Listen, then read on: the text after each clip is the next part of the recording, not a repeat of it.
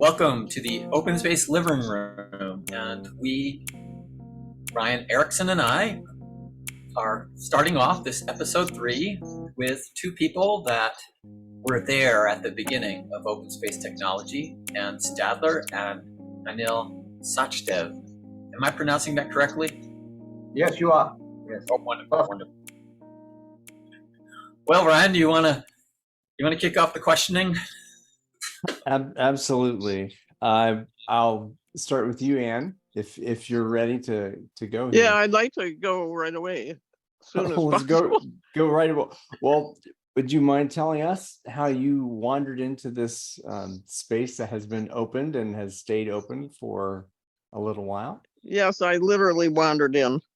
I had a friend who had been invited to the Business of Businesses Learning Conference in Goa, who was an educator, name of Dee Dickinson.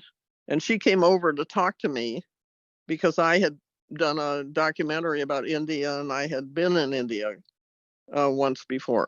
So she wanted to know what she could expect. And as soon as I heard what it was, the Business of Businesses Learning, I was a television producer at that point. And I thought, well, heavens, that's what our business is learning. We're learning for the community. We're learning for ourselves. I need to go to this gathering. And so I asked her, how do I get invited? So long story short, I got invited by calling up Harrison and calling up Mahesh. And lo and behold, I ended up going to India to the Goa meeting. I knew nobody. And it happened that Dee could not come because her son had a tumor and she had to stay home. So I literally knew nobody. I didn't know I'd never seen anybody. I'd never seen any pictures of anybody. And I'm sleeping at the Taj Hotel, with where I'm supposed to go anyways.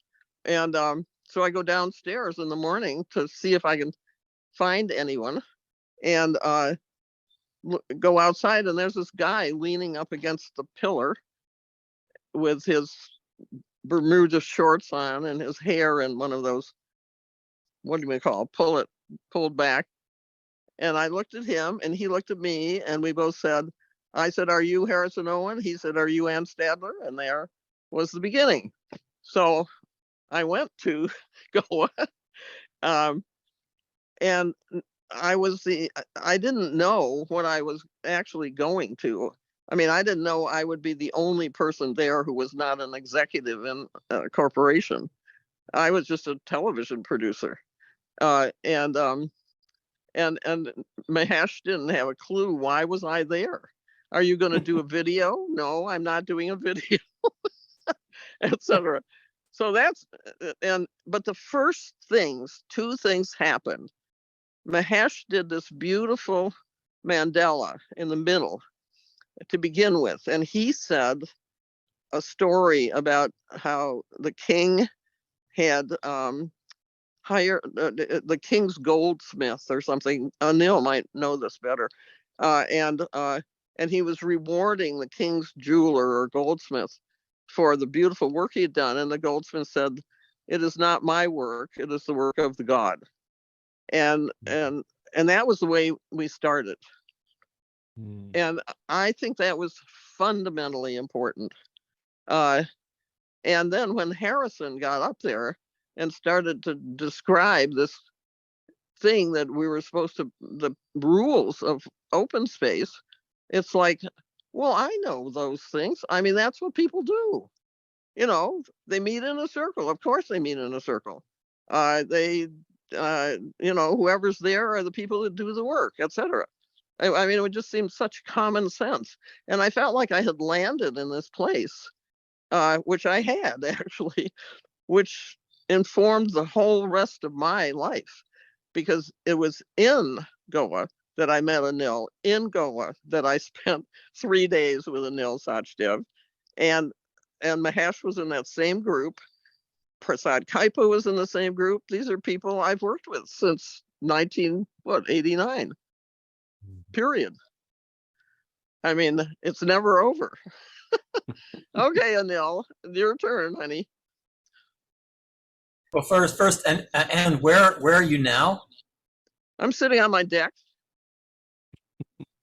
in what? Seattle, Washington, or Yeah, Lake Forest Park. Yeah. Anil, where are you? I'm in Gurgaon, which is the outskirts of Delhi, about 30 minutes from the Delhi airport. This is a suburb of Delhi, so it's called Gurgaon. And if it's the same apartment, it's a very beautiful apartment that looks out over this lovely area you live in. Yeah. And how did you wander into the world of open space? Well, Mahesh was a former colleague of mine from the Tata Group, and he and I were doing some work together. And he described to me that when he was in Mexico in a conference, he and Harrison Owen and a few others were there. And people were making presentations and they were speaking at the audience, and there were 400 people in the conference. And some of them started getting restless because there was not enough participation from people. And Mahesh and Harrison said, we came here to this conference with some questions, but we are not getting an opportunity to explore. He said, why don't we just walk out? And they stood under the tree. And soon some other people joined them. And soon they had these post-it notes and they began to write them on the bark of the tree.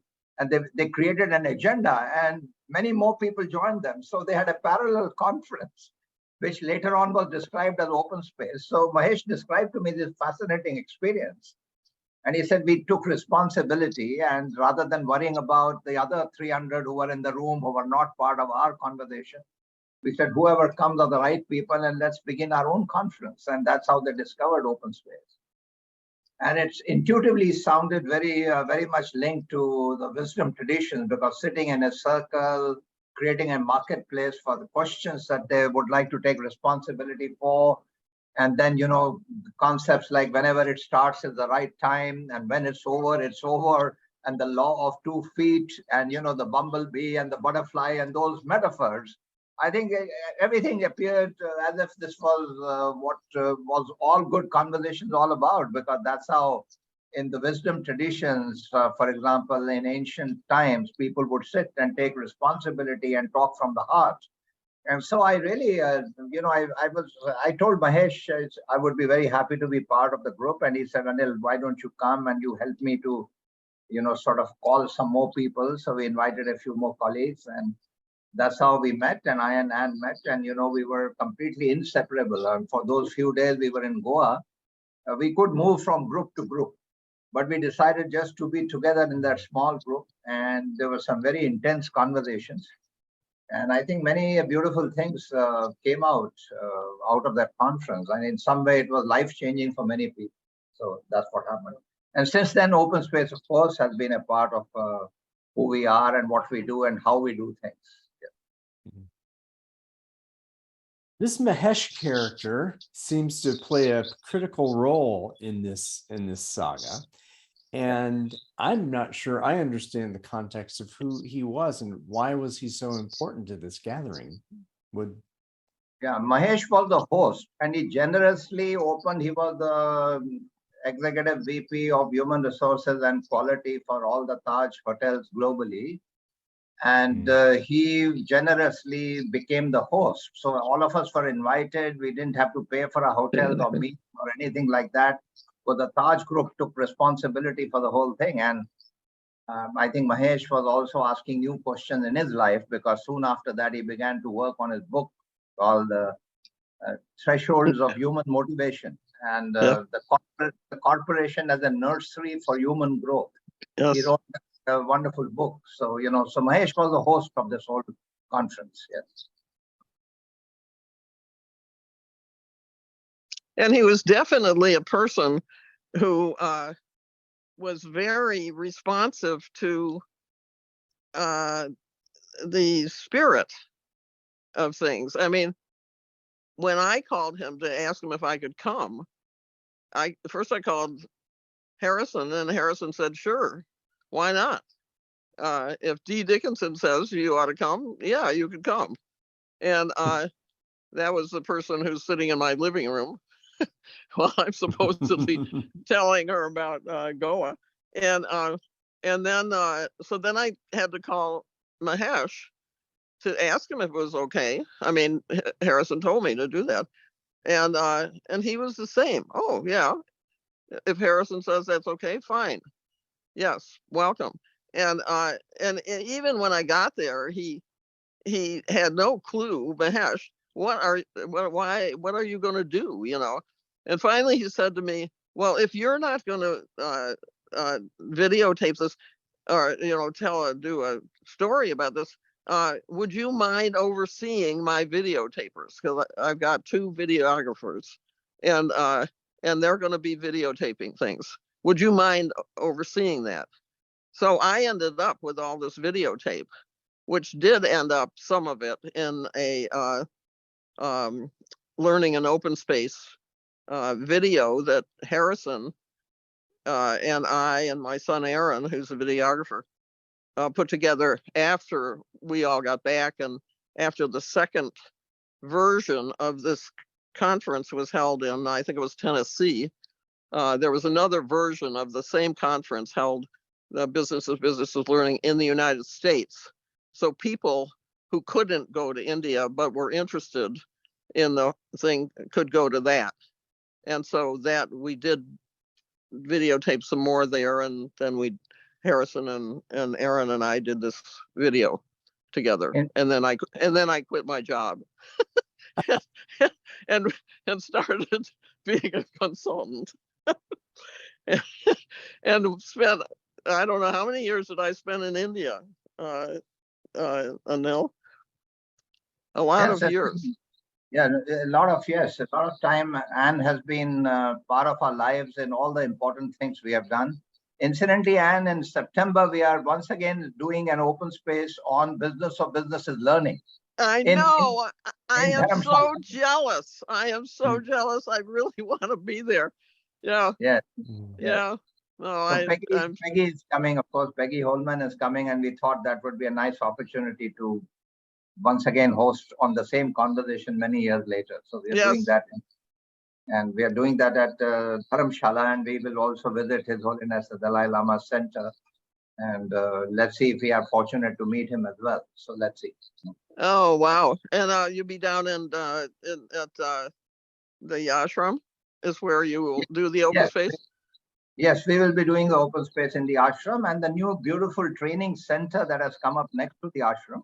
The Chennai Organization of Rural Development has built a very beautiful training center with residential facilities just next to the stream. So we will be all together in that training center. Yeah. Wonderful, wonderful. Well, it's too bad I'm 92 years old. I'd be there if I wasn't. If I was younger, that is. Just remind us, when did this original open space happen in Goa? Yes. 1989. 1989. And it's 89. And you're going to be doing this similar theme in open space in September this year. Yes, because this topic is once again post the pandemic. People are asking new questions about how organizations are learning and what do they need to pay attention to. And they're calling it future of work, but I think everything is about how do we learn in the future. So we thought it was very topical. It was very relevant for today. So we thought we should reconvene on the same subject 34 years later.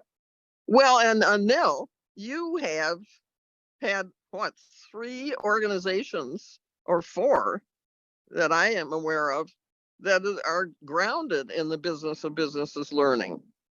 I mean, and you've used open space, as far as I know, every year, at least once a year. Yes.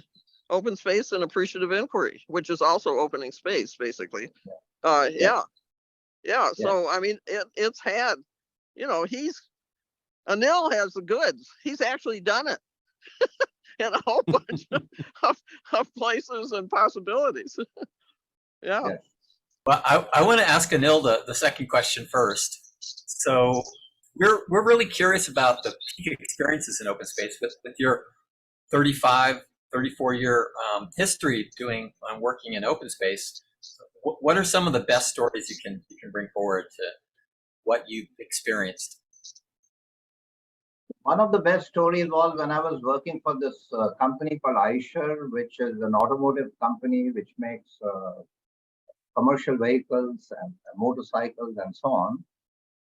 We used to run a management conference where all the general managers and the board members used to come together, the executive directors. And we used to every 3 months discuss which way we are going, what's the policy of the organization, what should be our strategy for the future, and so on. And then as the organization had become bigger and the number of participants had become almost 30, there was a question on should we really have this kind, because we had become like a multi-business organization rather than just focusing on one area. We were into 6 different businesses. And we were asking ourselves new questions to say, should we have this organization structure for more, the organization had become more like a conglomerate, and should we be focused on the management processes and structures and governance that we had earlier? So we began to ask ourselves new questions about governance. And that's when we used open space to explore what is the new form of governance we are being called upon to co-create. And we dedicated 2 days on that. And out of that came out with some very wonderful insights to say the decision making on strategy now need to be linked more to business, but the culture formation, we still needed to come together, and rather than call this a management committee, which is what it was called, like an executive committee, we should now reconvene and call ourselves a management conference, where we convene for conversations and dialogue and not just for taking decisions on allocating capital or allocating talent, because for that we needed a different process. So the complete transformation of the structure and the governance came as a result of the open space. So that was fascinating. And I think it resulted in very significant, new insights. And the other significant thing we did was when we did a conference together with a whole lot of people about which way should we go as a country, because, Gandhi's grandson, Rajmohan Gandhi, who is at University of Illinois, he and a group of his friends requested me to join them into a conference we were doing on 50 years of India's independence, and saying which way India is being called upon to, what is the role we have to play in the future in the world. And also with this memories of conflict with Pakistan and partition, and how could reconciliation and forgiveness be part of our theme. So there were lots of people who gathered from all over the world, and we used also open space process to have conversations amongst each other and on what we could do to take responsibility. And I think lots of very good insights came, and a lot of collaborative efforts happened between people who were part of that conference. So that was another memorable occasion where we used a combination of open space and other methodologies, but there were lots of, conversations around that. So that these are the two that stand out. And of course, as Anne said, just shared a few minutes back, every year in the 3 different organizations I had the good fortune to co-create and be part of. And of course, we use open space annually to sort of, one, we do appreciative inquiry, and we call it the Festival of Appreciative Inquiry and Rejoicing, FAIR, Festival of Appreciative Inquiry and Rejoicing. So the first part is to look at when were we at our best and our happiest best, what enabled us, and then how do we leverage that for the future. And the second part is when people begin to take responsibility to go into smaller groups through open space, which they want to have deeper dialogue on what they wish to take responsibility for. So this is part of our annual learning retreat. We go to the same place in the Himalayas. We go to the spiritual retreat center every year. And this year, again, we will be going in November, and we will follow a similar process for that. So it's just become a part of who we are and the way we do things. And, when people speak heart to heart, and they always take responsibility. So rather than make it into holding people accountable and cascading vision and doing things like that, this is the whole process of co-creation. So I think that's become part of who we are and how we do things. So open space has become an integral part of the way we do things. You know, the other thing you didn't mention, Anil, which I think is significant, is when you have laid down one organization and you have moved to begin another organization. Always, we did appreciative inquiry with the organization that you were leaving, and did a open space using the appreciative inquiry information, and then started the other organization with the same sort of imprint of both open space and appreciative inquiry, so that each organization was left, or the organization that was left always was vital. It was vital. It still existed. It had its own life. And the new organization, it was an amazingly wonderful.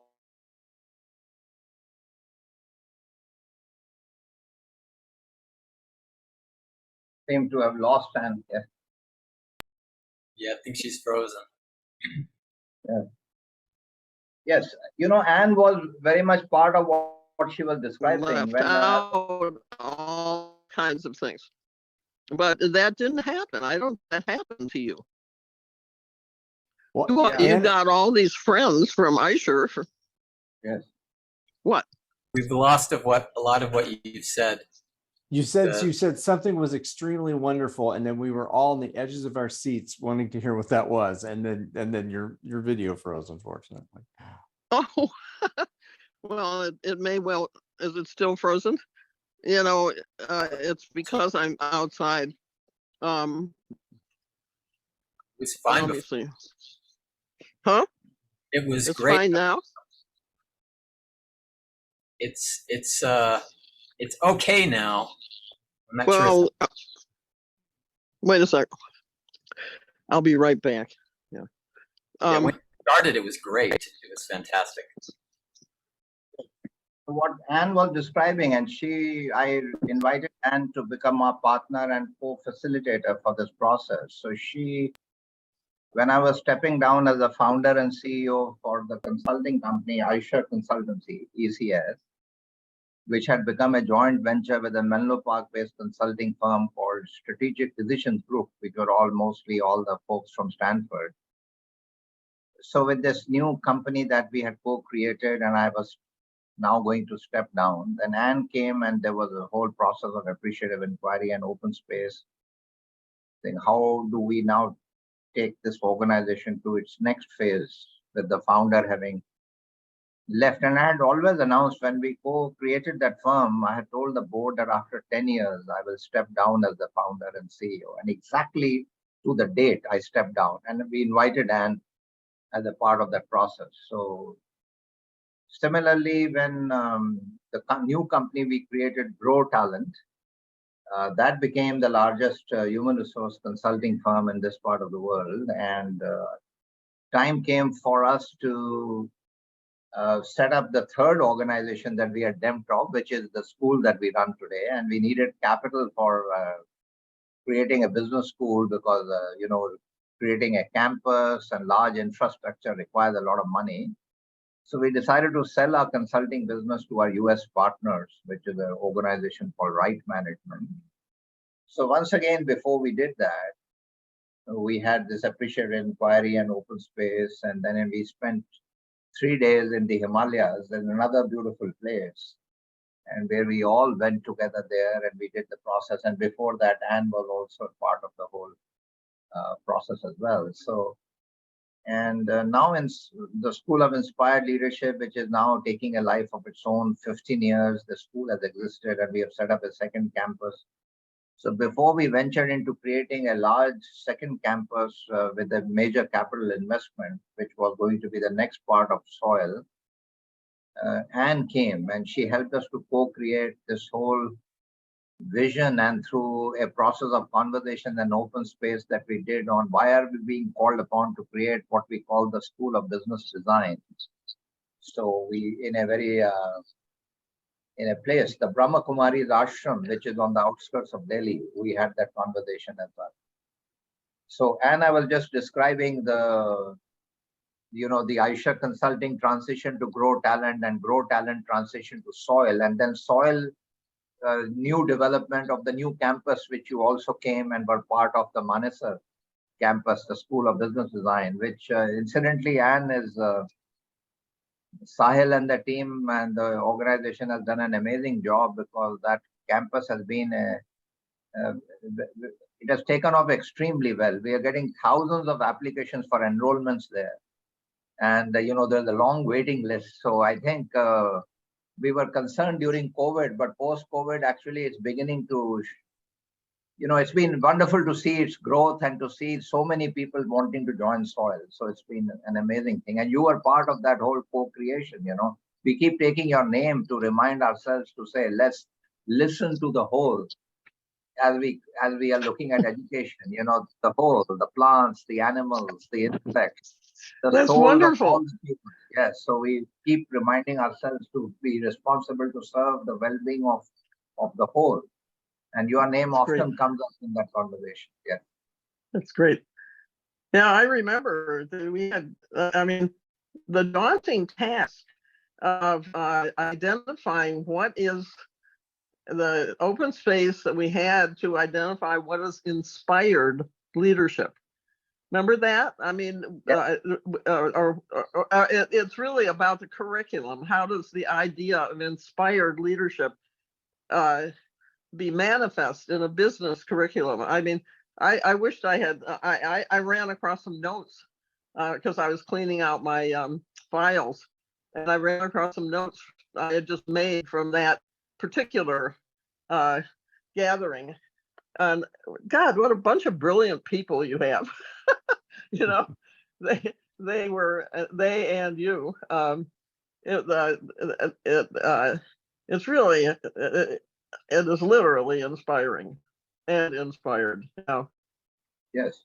We did the whole curriculum design conversation based on what should be the outcome, that what should our graduates, what kind of impact are we envisioning that they should make in this world? And around that, we had some very amazing conversations and small groups, and the 32 organizations which have co-created, the Tata Group, the Unilever, the Schneider, many of them sent their executives to be part of this 3-day open space kind of conversation on how would our curriculum really be manifested through some unique new aspects which we are being called upon to do. So that was an amazing so we based on that, we developed a whole framework based on that 3-day conversation that we had on with the involvement of all our stakeholders. Yeah. Great. And think of it, these are 32 or 33 of the most prominent businesses in India. Yes. That are your consortium. Yeah. Oh, it's. I have so many questions. Yeah. Well, Sorry. I'd like you to ask the question. Go ahead, Ann. I'd like you to ask Anil questions, and I'd like to go eat my supper. I'm sorry, but everything is sort of colliding in uncomfortable ways with the supper sitting out there and my daughter by herself. And the problem was I just got I forgot to tell Sue that I was going to do this, and ignored what time it was. So I think you have a very good conversation with Anil. Why don't you keep having it? Any chance we can ask you one more question, Ann, before you take off? Just even a brief one, because we're really curious, even if it's just brief, about your peak experiences, and if there's any areas that open space really needs to be exploring in our community, in the open space community? Those are kind of two different questions, but My mostly peak experience or Yeah. Anil's? yours. We'll have time with after you leave, even if it's just 30 seconds. My peak experiences with Anil's work in India. Oh, general Is that open what space. in general? All right. My peak experiences all center around spirited work because Yeah, we decided out here, we decided to run a whole organization on open space principles, period, and way of being. And and we did that for almost 7 years. And I think it would be worth us having a conversation with several people, not just me, but Mark Jones and Candy and Peggy and me at least, and about what did we learn and what and can you do that? You know, how did open space help? There are because there are things, you know, Anil does certain things that are open space-ish. He has I don't know, do you do, is he still on this recording? Yes. Is Yes, he's Anil still still here. here? Yes. He I am has very much. he has a circle in the mornings. Do you still have a circle in the mornings Yes. in both schools, both the Yes, buildings? in both schools. That's about the morning circle. Today Yeah.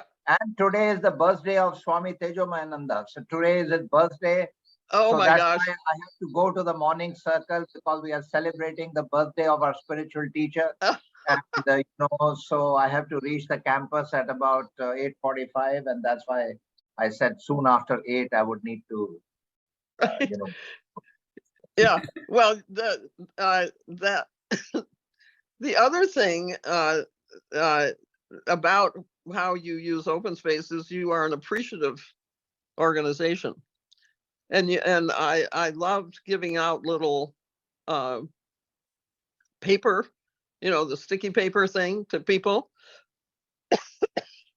to say how I appreciated them that day, because people hand out the Post-its to each other, or they used to anyways when I was there. And I think we used always both appreciative, or you used, but I used with you when I was there, appreciative inquiry and open space, which basically appreciative inquiry is simply a form of opening space, like the marketplace is a form of opening space. And they marry so well together in terms of creating an organization that is constantly learning and relies upon its people to contribute their learning to the whole. So this is, I mean, I hope that the three of you will have, you know, some detailed conversation about that. Because I think many open space facilitators only see it as a intervention rather than a way of living or you know, contributing to the governance and everything else of the organization. But I don't think you have ever seen it only that way. You just sing to the choir, at least with Ryan and I. We totally believe Sure. the open space. Yeah, I'm sure you do. I know you do. I know you do. But I also know the conversations that go on, many of which are just about the, you know, how do you facilitate this or facilitate that? They aren't really about what does this tell us about self-organizing systems that are sustainable. Yeah. I'd love to have that conversation. I really think we ought to have an open space, more open spaces on that subject. Yeah. To me, this is kind of the next I'm realizing this is the next level of being with you, Anne, because you kind of took us into the third question already with that invitation that Harold gave you to say, what is our calling to give back to the community out of this practice, and what does it mean in the larger picture? And that's, I think, a great way to leave us with a question to ponder, for sure. Okay, good. Thank you. You answered all the Okay, questions. and thank you so much. And I'm really Thanks a sorry lot, that and thank you. I Lots of ended up. love to everybody, and lots of love to everybody. Thank you. Well, and would you please give my love to the ones you know that know me? I mean, I Sure. miss you all very much, and especially when you have these special times. So, and also my love to Nita and your kids. Yeah. Yeah. Thank you. Thank you, Anne. Okay. you. Bye-bye, Thank honey. you. Thank you so much, Anne. And bye very much. I love this. Thank you so much for inviting me. It sounds like we have material for many more conversations with Ann Stadler. I'm sure Ryan has questions, but and I'm wondering if this might be burning for Ryan as well. But as people who like Ryan and I, we try to work with leaders to try and bring more of these open space principles and ideas into how they do their own governance. And it's not always an easy process. And it sounds like you're a leader that actually is bringing these ideas and having tremendous success in implementing schools and businesses, and like multiple businesses with affecting many people's lives. I guess my burning question is, what's your advice for us? How can we reach more or find more people like you? So I think really people who are inspired to create an organization with the purpose of serving the well-being of all. I think there are leaders who are interested in serving, and there are both in small and large organizations, there are leaders who are truly inspired by service. So I think those are the kind of people who then co-create this culture in which people are inspired by higher purpose. And so I've been very fortunate to work with many such colleagues and leaders. And I think when you do that, then in the service of the whole, you co-create and many new things begin to happen. For instance, recently, the Aditya Birla Group, which is a $50 billion conglomerate in India, which is into many different businesses, and their team reached out to me. This was during COVID, but they wanted their senior leaders from all over the world to have a new conversation about purpose. One of their businesses, Novelis, which is Atlanta headquartered. It's a $8 billion business headquartered in Atlanta. So they acquired Novelis many years back, but now Novelis is part of Aditya Birla. So they were having this new conversation, and they said to me, is it possible for you to design something digitally which will get all 120 of us leaders from different nationalities together? So we co-created this new process for helping them to look at their purpose. And these 120 people were put into 12 cohorts of 10 each. And we said, why don't we first begin by each of the cohorts looking at what kind of impact we have created right from the time we were founded several decades back. And we encourage them to talk to stakeholders, like people in the community, people, some of their employees, some of their partners, business partners, customers, to look at what has been the impact we have created so far, and to what extent have we lived the founder spirit of the organization.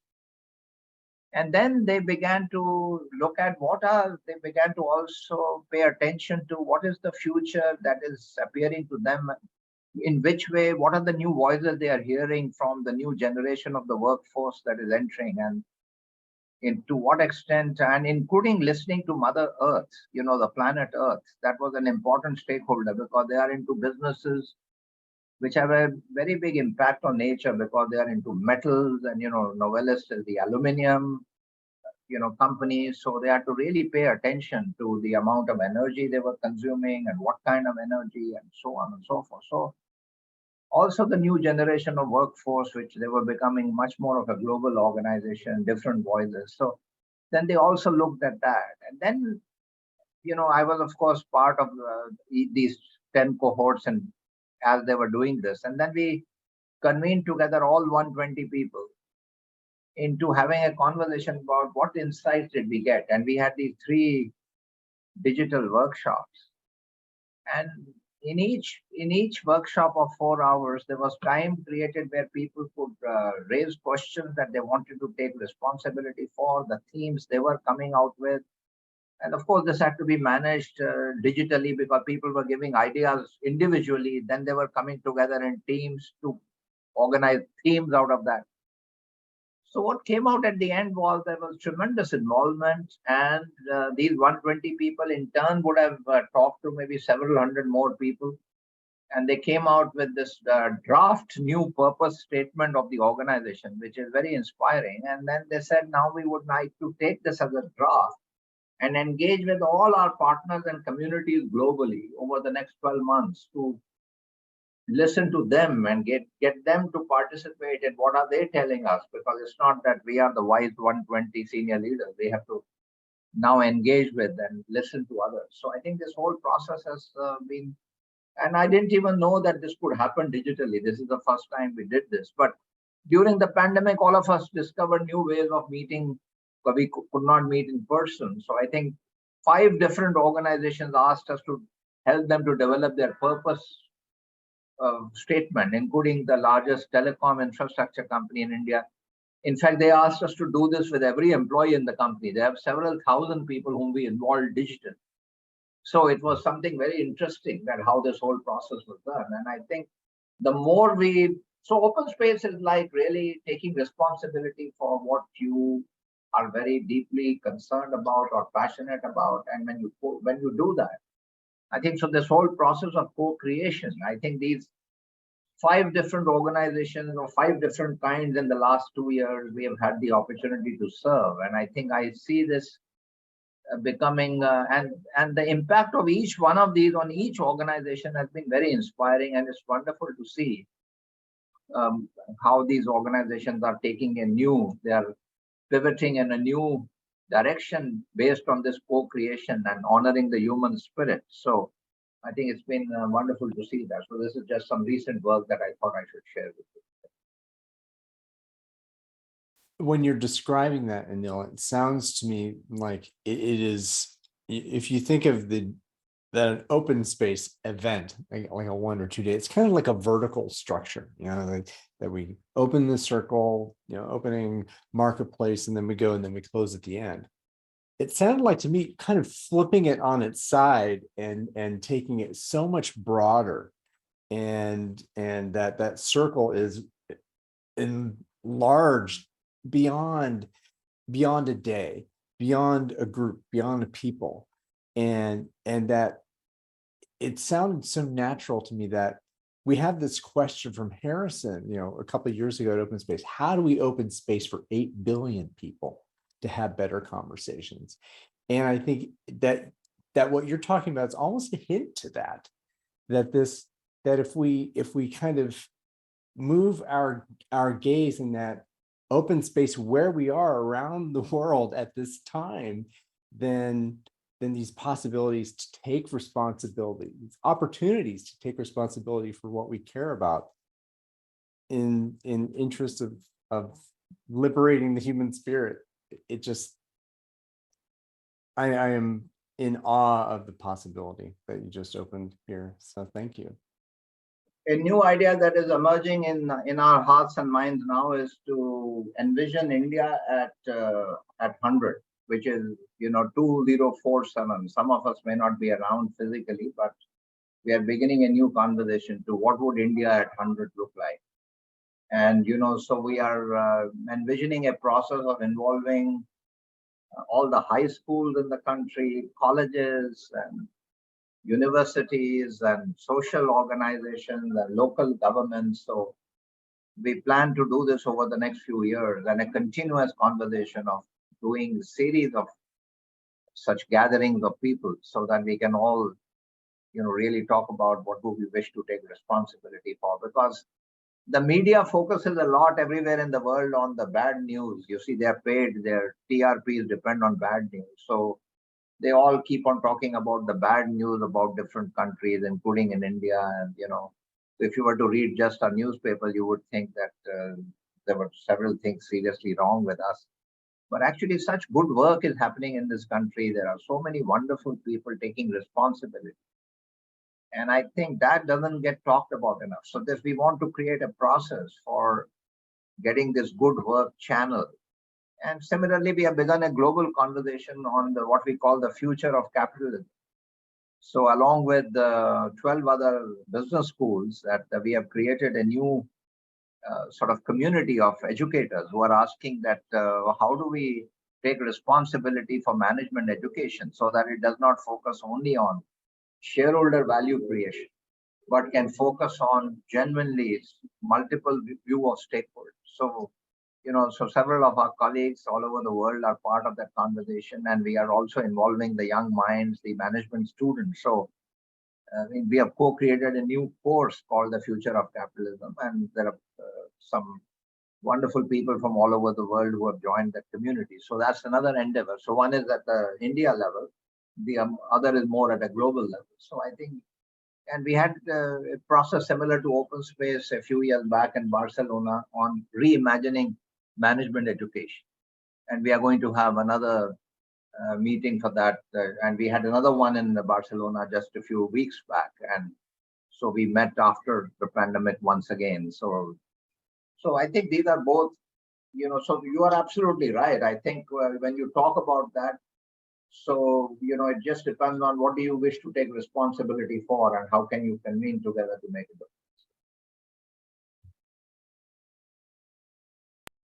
it. There's a final question that we kind of touched on with Ann Stadler, and she actually beat us to the punch.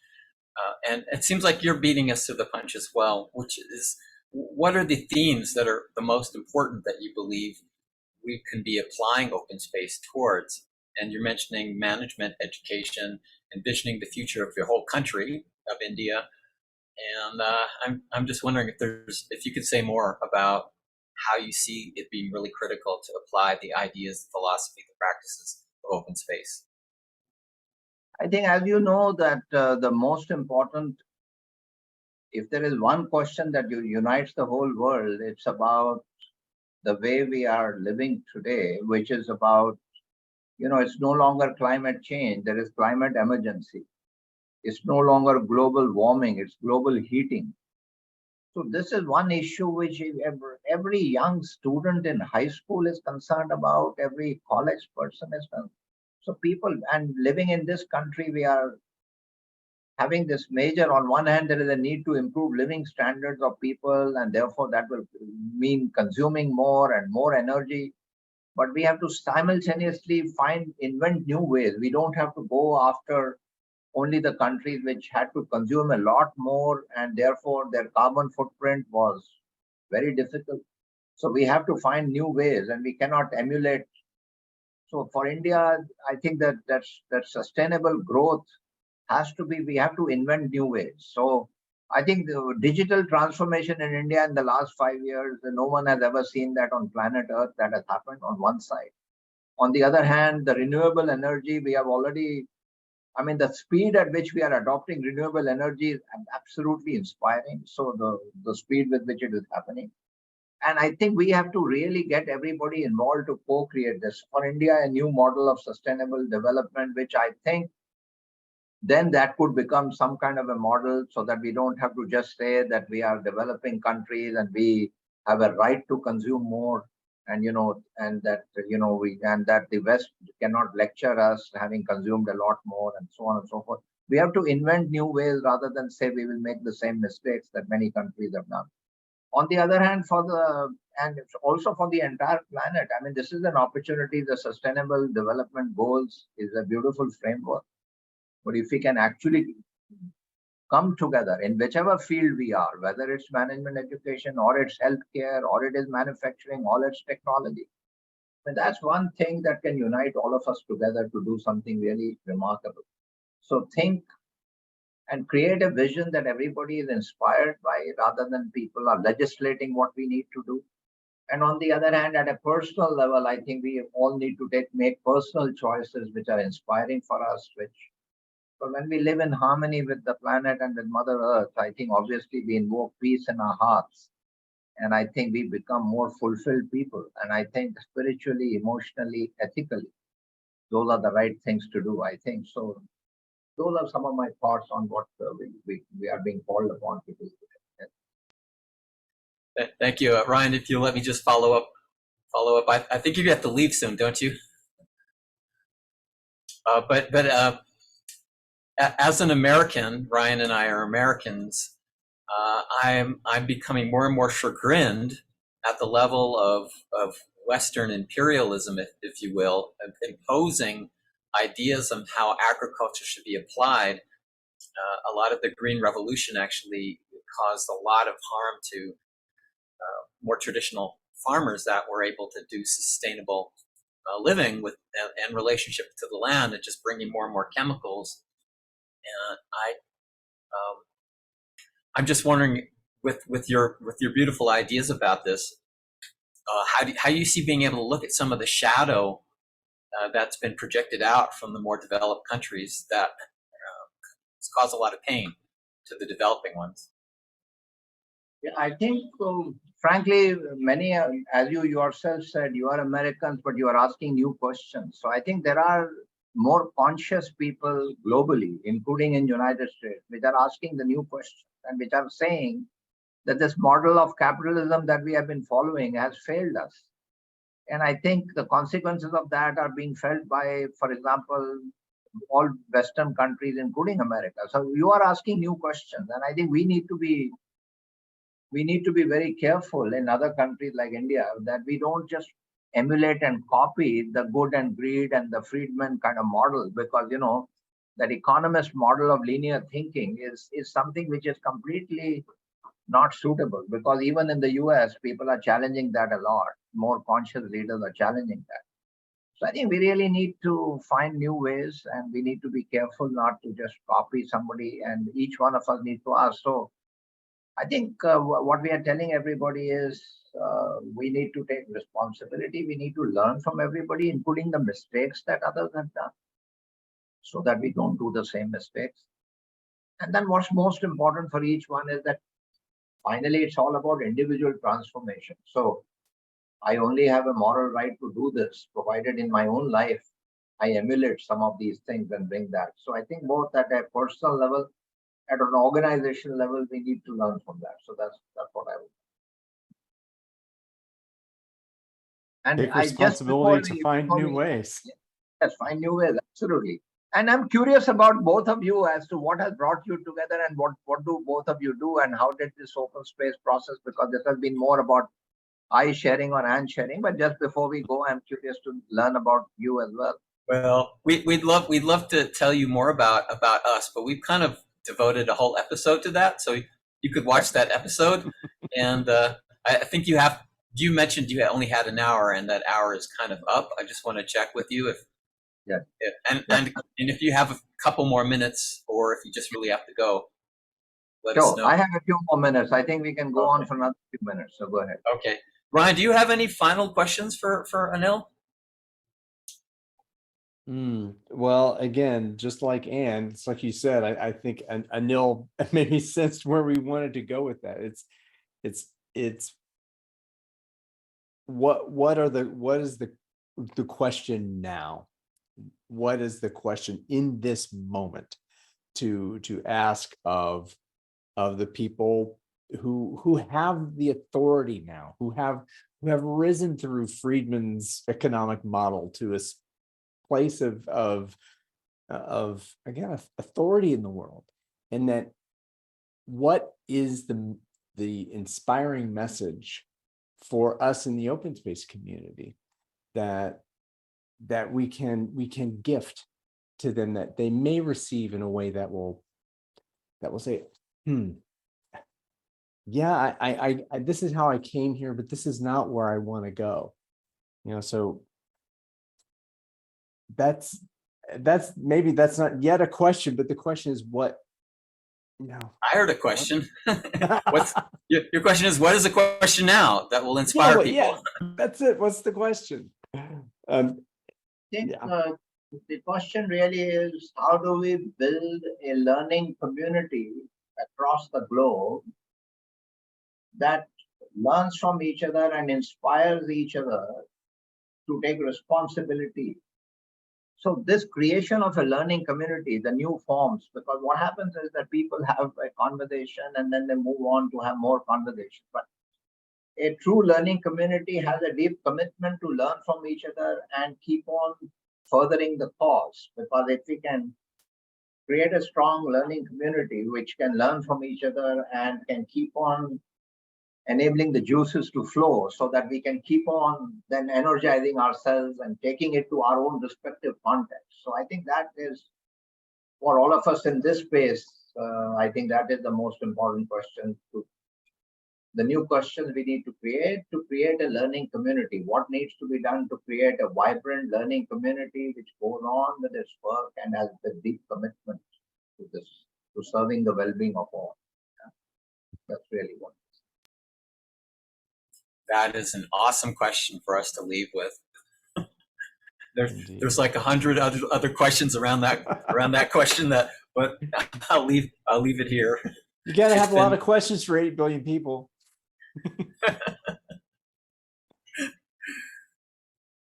Well, thank you, Anil. It's been a great pleasure. Really appreciate you being here with us, and we'll sign off here for the. Did you have any last comments, Anil? And I know it's a late part of the evening for you, so thank you for staying up late in the evening for me. Yes, thank you. Oh, not a problem. It's not so late. I mean, it's late for Ryan. It's what, 10:30? It is 10:30 p.m. for me. It's far past my bedtime, but it's been a joy to be here with you, Anil. Well, this has been another exciting episode of the Open Space Living Room. We look forward to our next guests. We'll see who those are. Until next time, this is Harold Sensado. Ryan Erickson. Thank you very much. Thank you. Thank you. Thank you. Thank you, Anil. Open more space. Thank you. Open more space. Bye.